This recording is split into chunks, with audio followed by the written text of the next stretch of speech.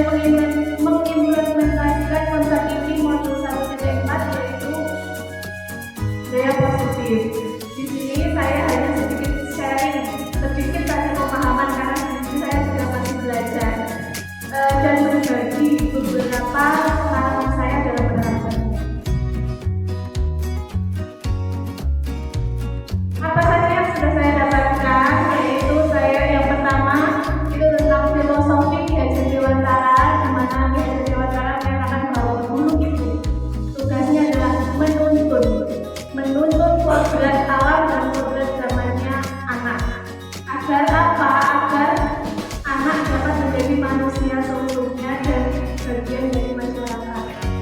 Kemudian ada nilai dan peran guru penggerak, di mana disesuaikan dengan filosofi Ki Hajar Dewantara tadi akan menjadi visi kami sebagai guru penggerak.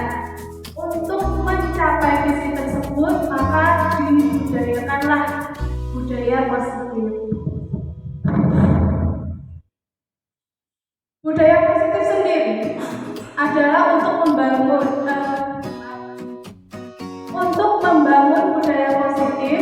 Sekolah perlu menyediakan lingkungan yang positif, aman dan nyaman agar murid-murid mampu berpikir, bertindak dan mencipta dengan merdeka, mandiri dan bertanggung jawab. Kemudian dalam rangka menciptakan lingkungan positif, salah satu strategi yang perlu kita tinjau adalah penerapan disiplin sekolah kita. Sebelumnya, mari kita tanyakan ke diri kita sendiri. Bagaimana kita berperilaku? Mengapa kita melakukan sesuatu? Apakah kita melakukan sesuatu karena ada dorongan dari lingkungan atau ada dorongan yang lain? Apa yang mendasari motivasi kita untuk disiplin? Apakah itu motivasi intrinsik ataupun ekstrinsik? Nah, disiplin diri sendiri, Ki Hajar Dewantara menyatakan bahwa untuk mencapai kemerdekaan atau untuk menciptakan murid yang merdeka, syarat utamanya adalah harus ada disiplin yang kuat. Di sini ada 3 motivasi perilaku manusia. Yang pertama itu karena untuk menghindari ketidaknyamanan atau hukuman. Jadi dia tidak mau dihukum, makanya dia disiplin. Kemudian yang kedua untuk mendapatkan imbalan atau penghargaan dari orang lain. Jadi dia mau disiplin asalkan ada imbalannya. Nanti yang pertama dan yang kedua ini masuknya karena pemberian hukuman, itu yang pertama. Dan yang kedua itu karena pemberian imbalan. Kemudian yang ketiga untuk menjadi orang yang mereka inginkan dan menghargai diri sendiri dengan nilai-nilai yang mereka percaya. Jadi di tahap ketiga ini barulah seseorang itu memiliki motivasi intrinsik untuk bersikap disiplin. Kemudian hukuman, konsekuensi dan eksekusi. Dalam menjalankan peraturan ataupun kegiatan kelas, bila mana ada suatu pelanggaran, tentunya sesuatu harus terjadi. Untuk itu kita perlu meninjau ulang tindakan peraturan atau kegiatan kelas atau sekolah kita selama ini. Tindakan terhadap suatu pelanggaran pada umumnya berbentuk hukuman atau konsekuensi. Dalam modul ini akan diterapkan program disiplin positif yang dinamakan restitusi. Di sini ada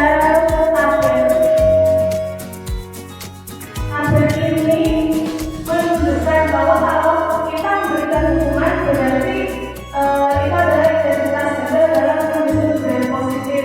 Kemudian kalau kita memberikan konsekuensi dan restitusi, itu merupakan identitas sukses kita sudah mampu menciptakan kondisi positif di sekolah kita.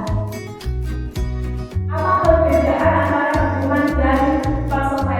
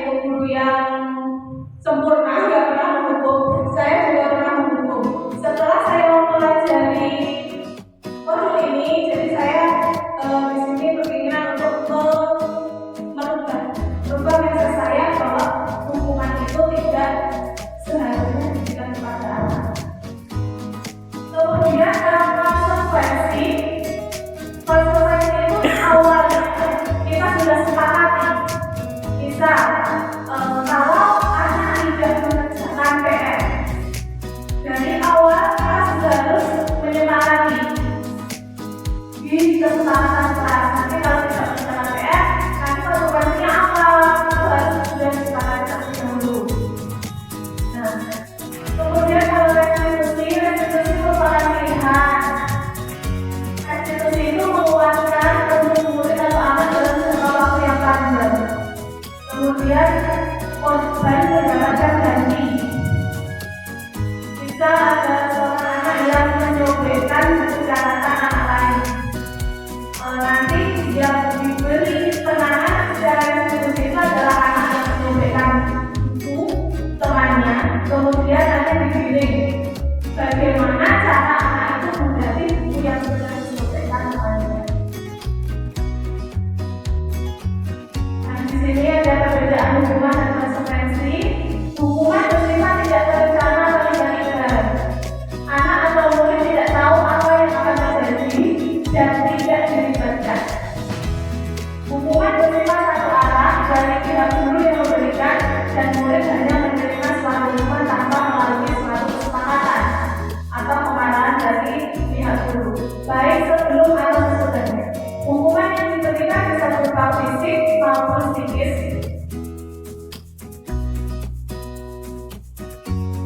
Kemudian konsekuensi sudah terencana atau sudah disepakati sebelumnya, sudah dibahas dan disetujui murid dan guru. Pada konsekuensi, murid tetap dibuat tidak nyaman untuk jangka waktu yang pendek, jadi tidak menimbulkan trauma kepada anak.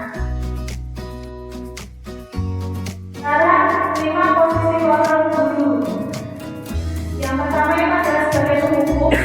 Jadi seorang penghukum bisa menggunakan hukuman fisik maupun verbal.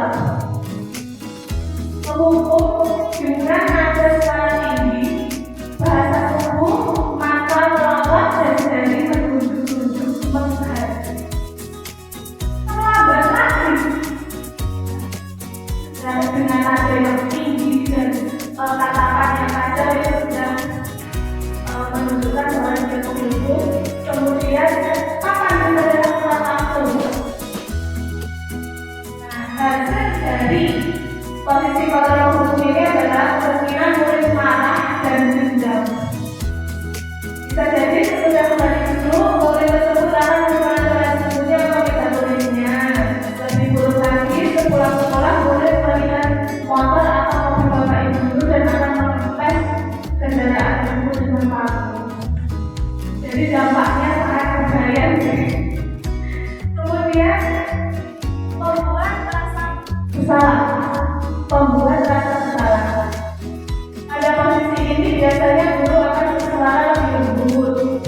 Pembuat rasa bersalah akan menggunakan keberanian yang membuat orang lain merasa tidak nyaman, bersalah atau rendah diri. Kata-kata yang keluar dengan lembut akan seperti, itu sangat sayang sekali kalau kamu seperti ini. Jadi seperti nada memelas agar anak itu merasa bersalah. Hasilnya, murid akan merasa bersalah telah mengecewakan ibu atau bapak gurunya. Murid akan merasa menjadi gagal dan tidak sanggup membahagiakan orang lain. Kemudian posisi kontrol sebagai teman, di sini guru memposisikan diri sebagai teman yang akrab dengan anak. Biasanya guru mengontrol anak itu dengan bercandaan. Jadi di sini anak merasa ketergantungan dengan guru. Nanti dampaknya kalau misal guru tidak merubah fungsinya, nanti anak jadi kehilangan dari dirinya. Kemudian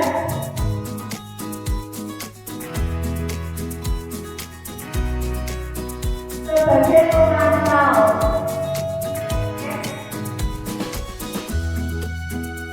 sebagai manajer, posisi terakhir yaitu manajer adalah posisi di mana guru berbuat sesuatu bersama dengan murid, mempersilahkan murid mempertanggungjawabkan perilakunya, mendukung murid agar dapat menemukan solusi atas permasalahan sendiri.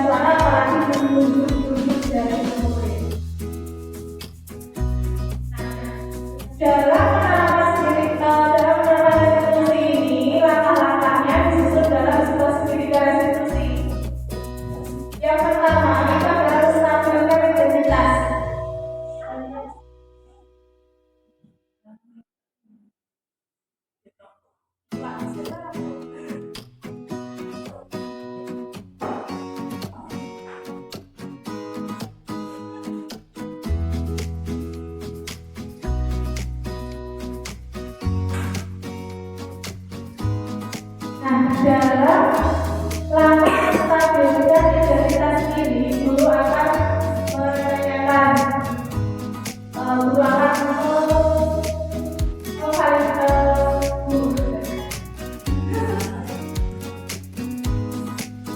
pada tahap stabilitas identitas ini guru akan mengatakan seperti misal manusia itu pasti pernah bersalah, guru juga pernah bersalah, jadi tidak apa-apa. Jadi pesan identitas bahwa kalau bersalah itu tidak apa-apa. Kemudian langkah kedua yaitu validasi tindakan yang salah. Nah, kalau validasi tindakan yang salah ini kita akan menanyakan alasan kenapa anak itu berbuat seperti itu, alasannya. Kemudian menanyakan keyakinan, kita hubungkan keyakinan kelas yang sudah kita sepakati di awal dengan tindakannya, apakah itu betul atau tidak. Kemudian pada tahap ini kita sebagai guru akan mencari solusi bersama dengan anak-anak. Kita menawarkan solusi pada anak-anak untuk diselesaikan. Nah, di sini saya akan membagikan sekelumit pengalaman saya dalam menerapkan segitiga restitusi. Ada 2 contoh kasus. Nanti saya akan menanganinya dengan metode restitusi. Tapi entah restitusi saya itu sudah pas atau belum, nanti itu belum ada yang itu cuma saya kumpulkan, terus belum ada umpan balik dari masalahnya. Kasus yang pertama itu adalah pelanggaran perhatian. Setiap selesai sholat duha maupun sholat zuhur berjamaah, Sandra itu salah satu murid saya tidak mau menggunakan sepatunya kembali. Sandra menghabiskan sisa hari di sekolah dengan bertelanjang kaki. Hal ini melanggar perhatian berpakaian di sekolah. Sandra setiap kali dari sholat duha dan sholat zuhur kamu masih tidak pakai sepatu. Apakah itu benar? Kamu tahu kalau itu ada kesalahan? Ya lepas, dia manusia itu pasti pernah ada kesalahan. Tapi kamu punya alasan kenapa kamu tidak pakai sepatu? Karena kan surat kan tidak baca. Terus kalau tidak baca, kamu tahu kan tentang manusia yang kelas. Kamu tahu kalau itu manusia yang kelas. Padahal kemarin kan kata yang kita sudah terlalu rapi, ketek dan begitu dengan pakai. Apa kamu mau beli salah itu?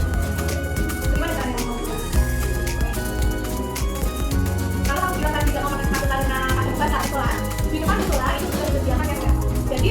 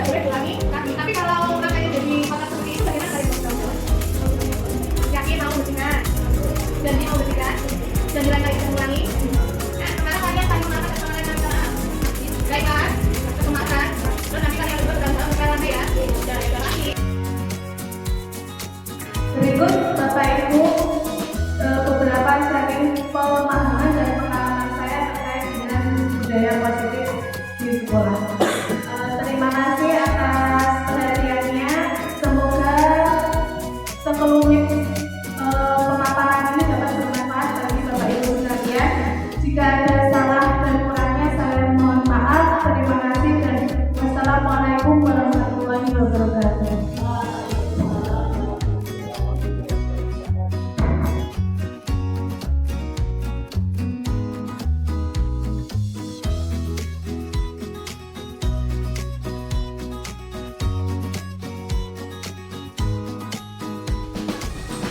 Assalamualaikum warahmatullahi wabarakatuh.